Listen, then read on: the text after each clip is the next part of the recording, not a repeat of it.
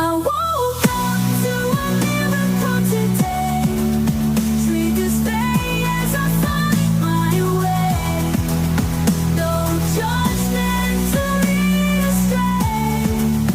In this peaceful state I'll stay. Welcome back, everyone. We're continuing our exploration one lesson at a time. We really want to help unpack what matters in these teachings. Hello again. Yes, today our exploration focuses on review lesson 2 or 7 and how it brings us back to lesson 187. It's quite a powerful pairing. And if you have comments or questions as we go, please do email us. The address is acim@theworldharmonyproject.org.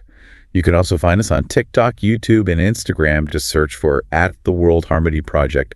We really do appreciate hearing from you. Okay, so let's get into the heart of today's review. All right. Review lesson 207 starts with this very direct statement.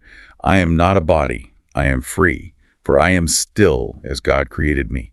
And that points us right back to the core of lesson 187. I bless the world because I bless myself. God's blessing shines upon me from within my heart, where he abides. I need but turn to him, and every sorrow melts away as I accept his boundless love for me. You know that line, I need but turn to him and every sorrow melts away, it always gets me. It sounds so incredibly simple, doesn't it? But often that act of just turning inward, it feels surprisingly difficult for many of us. Why is that, do you think? Why does something so simple feel so complicated sometimes? That's really the crux of it, isn't it? Yeah. We add these layers. I remember my father, actually, he's the one who introduced me to the course years ago. He used to talk about this colleague he had some tension with. Nothing huge, just that constant low-level friction. My dad, he was naturally quite shy, and he'd get caught in that very common pattern. The mental rehearsals, going over things again and again. Exactly that. He'd replay conversations, plan his responses, argue it out in his head long after the interaction was over. He said later, reflecting on it, that if he'd really lived lesson 187 back then, it would have changed everything. And that really stuck with me because, well, I see it in myself too. I think many people listening probably recognize it, that endless inner argument that keeps conflict alive inside us. Oh, absolutely. That internal chatter, that loop of judging and defending, it's a very familiar place for so many. So now my practice is more about catching myself when that starts. Yeah. Instead of getting lost in it, I try to pause and I recall the feeling of this lesson, not just the words, but the peace behind them. Realizing that blessing myself isn't selfish. It's about connecting with what's true. And in that pause, I just silently ask for help to see it differently, asking for that shift. And when you manage that internal shift, what happens? What do you notice maybe subtly in yourself or even in the interaction? Well, the first thing is internal, that bracing feeling, preparing for conflict. It just dissolves. And what's left is just a kind of quiet presence. And what's amazing is how often that quietness changes the dynamic outside. When I'm not feeding the conflict energy, the other person often softens too. The situation can shift without me doing anything outwardly different. It's subtle, but really powerful. That really captures what the Course means by blessing, doesn't it? It's not about putting on a show or forcing a feeling like forgiveness. It's more like a remembering your real identity, that peace that's always there under all the mental noise and the ego stuff, just remembering who you actually are. And when you access that truth in yourself, that inherent okayness, it just naturally extends. It's not like you're trying hard to give something. It's just what flows out when your mind is aligned with truth instead of fear. You stop seeing the separation. How has this lesson shown up for you? Maybe in moments that felt, less than peaceful. Well, the grocery store, that's often my personal challenge zone. Just the number of people, the noise, it can really throw me off balance. I remember one time I was already feeling kind of anxious. And as I got to the checkout, I saw the cashier and she just had this look, not happy, almost like she was expecting trouble. Right. And did you feel that old defensiveness start up or frustration? For a second, yes. My mind immediately went to, maybe I was short with her last time because I was stressed myself. But then standing there, I remembered this lesson.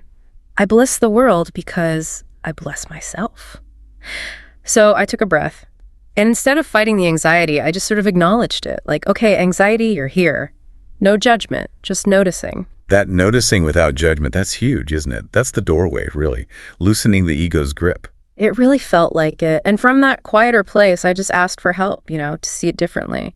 When I got to her, I made eye contact. And I silently just extended that same quiet presence, that same blessing I just offered myself to her. It wasn't a fake smile or anything, just being present. And honestly, I saw her face often, just a little. The transaction was calm, even pleasant. We didn't become best friends, but I didn't pass on the negativity that time. That's such a perfect example of real blessing. It's just being present, not needing the other person to change, not needing the situation to be different, just bringing your centered self to the moment. Exactly. And it connects right back to that idea in Lesson 187. Giving proves you already have it. When you offer that blessing from your remembered self, from that inner peace, you're not using anything up. It's the opposite. You're actually finding the abundance that was always there, like the Course says, shining in your heart. It's discovery, not depletion. It's so counter to how we usually think, isn't it? The world teaches that peace costs something, or kindness uses up a limited supply, like we have to sacrifice to be good. But the Course flips that entirely. The act of giving, when it comes from that true place, shows you that you already possess it. It shifts you from scarcity to abundance right there. It really suggests a practical thing for anyone listening who feels drained or stressed.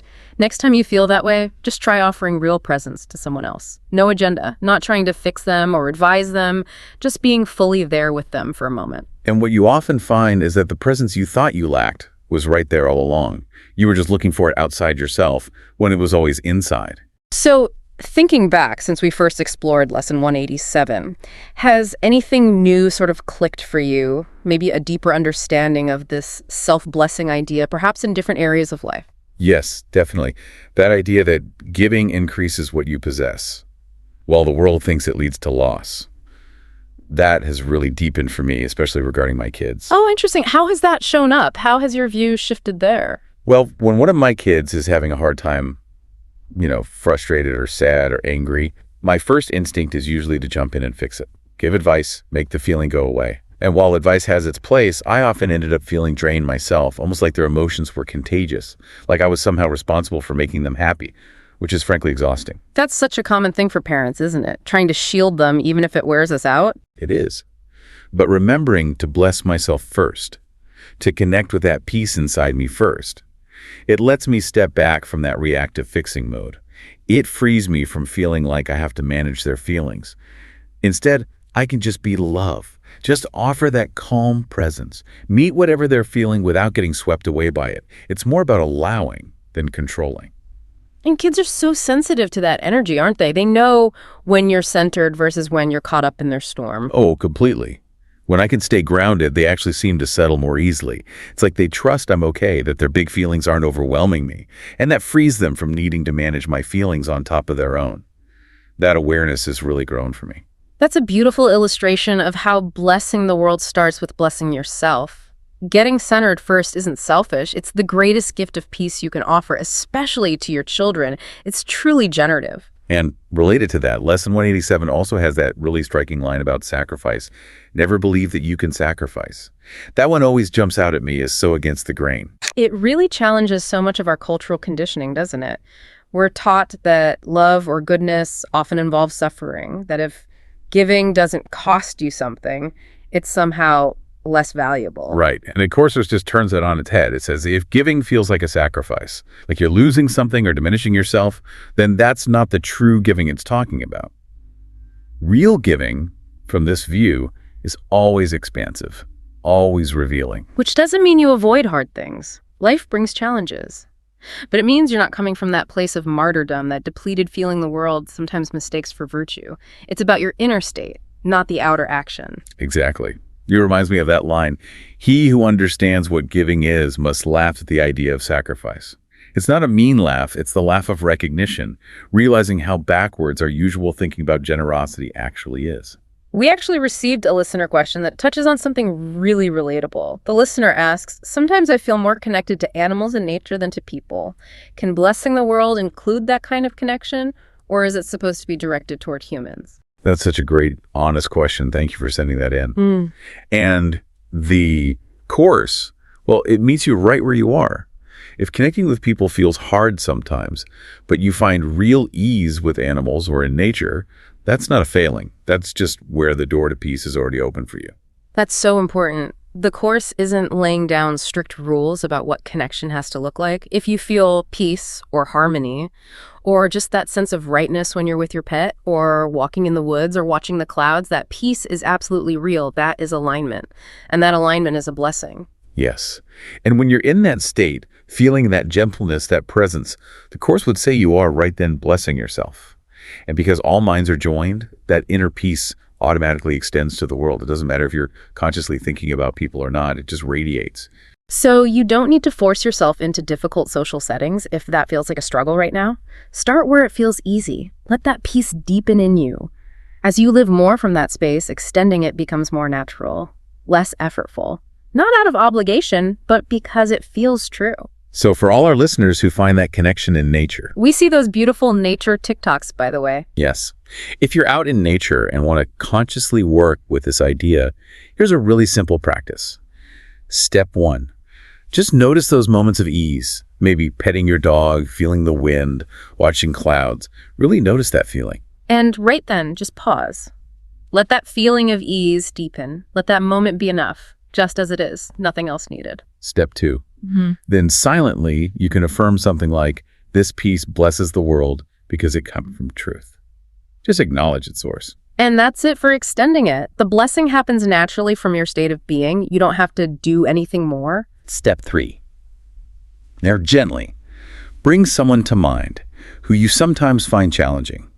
You don't need to fix anything or interact. Just imagine offering them that same stillness, that same quiet presence you just felt. No words needed, really, just the willingness to extend that peace. Step 4.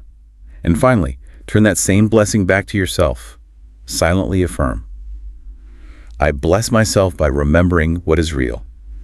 Receive that peace yourself. The key insight here isn't about how you connect initially, but trusting that love, that peace is universal. Wherever you find it, it blesses the world because it's real. That practice actually feels quite peaceful just describing it, doesn't it? You can feel the shift. It really does. And thank you again to the listener for that question. It led us to a really lovely, quiet space together. And thank you to all of you listening. These review lessons, honestly, the more time you spend with them, the deeper they go. They really enrich the whole practice. Absolutely. And please know, if you ever wonder if your way of finding peace counts, or if your connection is right, the Course always meets you where you are. All that's ever asked is just that little willingness to see differently. So, wrapping up for today, the core message from Lesson 207, looking back at 187, it really boils down to this simple but huge idea. Trust the blessing that's already inside you. It really is that straightforward, isn't it? No need to try and manufacture some holy feeling or force a spiritual experience or become someone you're not. It's just about remembering who you already are, beneath all the noise, and letting that truth extend naturally. And be gentle with yourself when you forget, because we all do. This is practice, not perfection. It's about choosing peace again, choosing that inner truth again, in all kinds of moments, big and small. Right, because choosing to bless yourself first, connecting with that inner truth before you react, that's actually the most generous thing you can do for the world. It's not selfish at all. It's the source. Thank you so much for joining us today, everyone. We're all in this together, learning to live from love, one lesson at a time. We look forward to exploring Lesson 208 with you tomorrow. Until then, just keep showing up honestly with your practice. Your mind holds more power and peace than you might realize.